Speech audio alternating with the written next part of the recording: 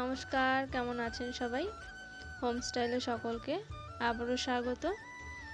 আজকে খুব সহজ একটা রেসিপি আপনাদের সাথে শেয়ার করব। তো আজকে বানাবো চিড়ের মোয়া এবং সেটা কিন্তু খুব সহজভাবে বানিয়ে নেওয়া যাবে। তো তারই রেসিপিটা আজকে আপনাদের সাথে শেয়ার করব। তো ভিডিওটা শুরু থেকে শেষ পর্যন্ত দেখুন। তো চিড়ের মোয়া বানানোর জন্য প্রথমে আমি এখানটায় কড়াই বসিয়ে নিয়েছি। গ্যাসটাকে অন করে দিয়ে কড়াইয়ের ভেতরে আমি দিয়ে দিলাম চিড়ে। এটা কিন্তু আমি নর্মাল যে চিড়েটা মানে ভিজিয়ে খাওয়া হয় সেই চিড়েটাই আমি এখানটায় নিয়েছি। এখানটায় আমি চিড়ে নিয়েছি কিন্তু 200 গ্রাম চিড়ে আছে।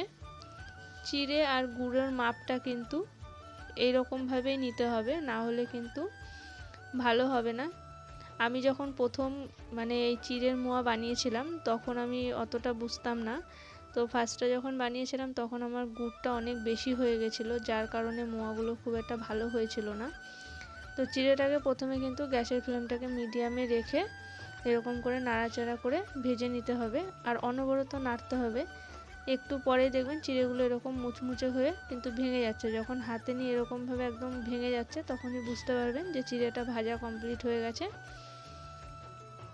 খুব বেশি সময় লাগবে না আর চিড়েটা কিন্তু অনবরত নাড়তে থাকবেন, না হলে একটা সাইড পুড়ে যাবে। নেড়ে নেড়ে চিড়েটাকে ভেজে নেওয়া হয়ে গেছে। এবার ওই কড়াইয়ের ভেতরে দিয়ে দিলাম 1 কাপ জল। 1 কাপ জলের ভেতরে এখানটায় আমি দিয়ে দিলাম 150 আখের গুড়। যেহেতু আমি 200 গ্রাম চিড়ে নিয়েছি তাই এখানটায় আমি 150 গ্রাম গুড় দিলাম। আপনারা যতটা চিড়ে নেবেন তার থেকে গুড়ের পরিমাণটা এরকম করে মেপে দেবেন, তাহলে দেখবেন মোয়াটা খুব ভালো হবে। এবার গুড়টাকেও কিন্তু অনবরত নাড়তে হবে আর গ্যাসের ফ্লেমটাকে মিডিয়ামে রাখবেন। অনবরত না নাড়লে যেটা হবে গুড়টা কিন্তু তলায় লেগে যেতে পারে, সেই ক্ষেত্রে কিন্তু খেতে ভালো হবে না। সেই কারণে কিন্তু অনবরত নাড়বেন। খুব বেশি সময় ধরে এটা করতে হবে না, 15 মিনিট মতন এটাকে জাল করলে দেখবেন গুড়টা একদম পাক চলে আসবে। আগে যখন নাড়ু বা মুড়কি মোয়া কিছু একটা বানাতাম আমার খুব অসুবিধা হতো, কারণ আমি গুড়ের মাপটা বুঝতে পারতাম না, বেশি কম হয়ে যেত। তো এখন বানাতে বানাতে এটা অনেকটা ইজি হয়ে গেছে, এখন অনেকটা বুঝেছি যে কি করে কি করতে হবে। আর ছোটোবেলায় যখন মা নাড়ু বানাতো তখন শুধু নাড়ু পাকানোর জন্য ডাকতো। তো নাড়ু হয়ে গেল মানে নাড়ু পাকাতে হবে। আর আমাদের বাড়িতে মানে অল টাইম বছরে সব সময় নাড়ু হবে এমনটা নয়, যেহেতু আমাদের বাড়িতে নারকেল গাছ ছিল, কিন্তু দেশের বাড়িতে সব সময় হয় না নাড়ুটা হয় ওই লক্ষ্মী পুজোর সময়, দুর্গা পুজোর পরে লক্ষ্মী পুজোর আগে আগে করে নাড়ুটা তৈরি করা হয়।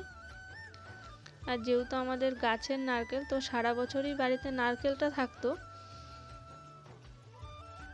তো আমার গুড়টা কিন্তু রেডি হয়ে গেছে। যখন এই যে এরকমভাবে তুললে বুঝতে পারবেন এই যে একতার একতার উঠছে, তখনই বুঝতে পারবেন যে গুড়টা কিন্তু হয়ে গেছে। আমি গুড়টাকে একটু কড়া পাক দেব, কারণ নাড়ুগুলোকে মানে মোয়াটাকে আমি একটু শক্ত শক্ত করে করব, যাতে অনেক দিন পর্যন্ত ভালো থাকে, ওই জন্য একটু শক্ত করে করছি। গুড়টা আমার রেডি হয়ে গেছে। এবার ওই ভাজা চিড়েটা অল্প অল্প করে দেব আর গ্যাসের ফ্লেমটাকে কিন্তু বন্ধ করে দিতে হবে এই মুহূর্তে। এবার অল্প অল্প করে নাড়লেই কিন্তু হয়ে যাবে। অল্প অল্প করে দেব আর অল্প অল্প করে নাড়ব। খুবই ইজিভাবে বানানো যায় আর এটা কিন্তু ঘরে রেখে অনেক দিন ধরে কিন্তু খাওয়া যায়। একটু কড়া পাকের বানালে যেটা হয় শক্তও হয় আর জিনিসটা খুব তাড়াতাড়ি নষ্টও হয়ে যায় না। এমনিতেই চিড়ের মোয়া কিন্তু খুব একটা নষ্ট হয় না, অনেক দিন পর্যন্তই থাকে। এটা করে রাখলাম কারণ মেসে অনেক সময় কি হয় সন্ধেবেলায় কিছু না কিছু খেতে ইচ্ছা করে, তো আবার কিছু একটা বানিয়ে খাবো, তো এরকম মোয়া ঠোয়া থাকলে পরে টুকটাক খাওয়া হয়। সেই কারণে বানিয়ে রাখলাম আর ভাবলাম রেসিপিটা আপনাদের সাথে একবার শেয়ার করি। যদিও এর আগে একবার করেছিলাম আমি চিড়ের মোয়া, সেই রেসিপিও দেওয়া আছে, তো ভাবলাম আজকে নতুন করে আরেকবার দিয়ে আপনাদের সাথে শেয়ার করি। তো এবার কিছুই না, এরকম করে নাড়াচাড়া করলে কিন্তু গুড়টা ভালোভাবে মিশে যাবে। মিশে যাওয়ার পরে এই যে মিশিয়ে নিয়েছি, এবার এটাকে আমি নামিয়ে নেব। নামিয়ে এবার হাত দিয়ে মুটমুট করলেই কিন্তু গোল গোল করে হয়ে যাবে। আর বাটিতে একটু জল নিয়েছি, যদি হাতে গুড়টা যদি চিপকে যায় তাহলে হাত পুড়ে যাওয়ার ভয় আছে। যেহেতু এটা গরম অবস্থাতেই করতে হবে, এটা কিন্তু ঠান্ডা হয়ে গেলে হবে না। তো গরম অবস্থাতে এরকম মুটমুট করলে কিন্তু অটোমেটিক এরকমভাবে গোল হয়ে যাবে। আর হাত যদি আটকে আটকে আসে তখন কিন্তু একটু জল দিয়ে হাতটাকে ধুয়ে নিলেই হয়ে যাবে।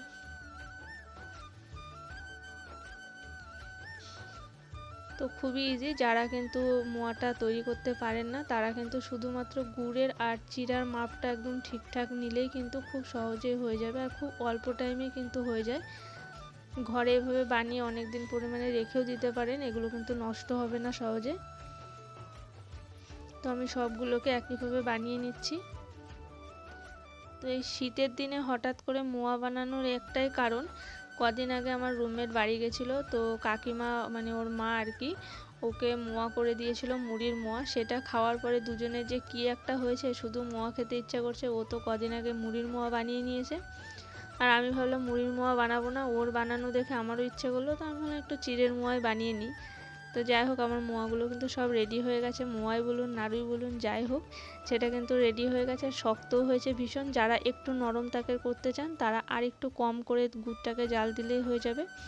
তো রেসিপিটা এখানেই শেষ করছি, দেখা হচ্ছে আবার নতুন কোনো রেসিপি নিয়ে। ততক্ষণের জন্য ভালো থাকবেন, সুস্থ থাকবেন, আর আমার ভিডিও ভালো লাগলে লাইক কমেন্ট শেয়ার করতে ভুলবেন না।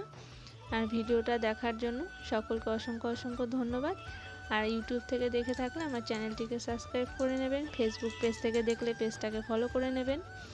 তো ধন্যবাদ সকলকে, সুস্থ থাকবেন, ভালো থাকবেন, টাটা।